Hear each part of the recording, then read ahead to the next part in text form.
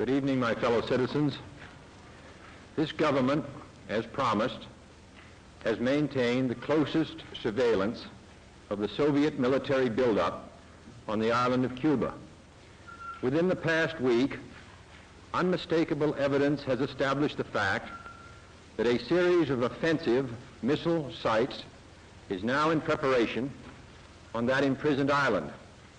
The purpose of these bases can be none other than to provide a nuclear strike capability against the Western Hemisphere.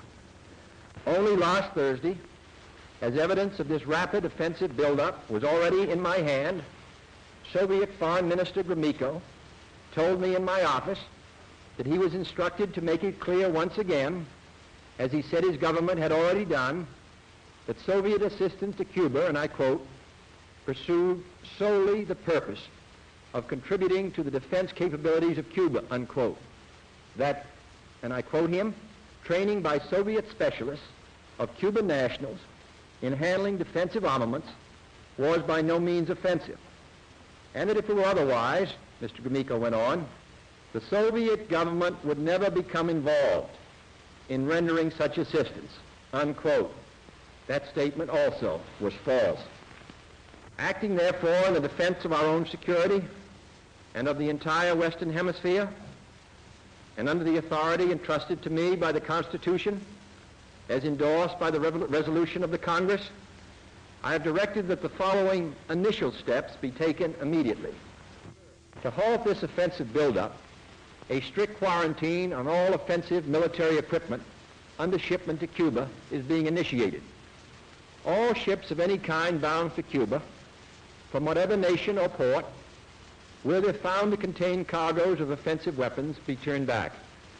It shall be the policy of this nation to regard any nuclear missile launched from Cuba against any nation in the Western Hemisphere as an attack by the Soviet Union on the United States, requiring a full retaliatory response upon the Soviet Union.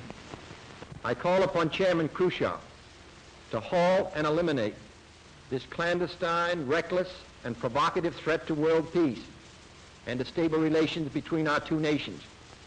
I call upon him further to abandon this course of world domination and to join in an historic effort to end the perilous arms race and to transform the history of man.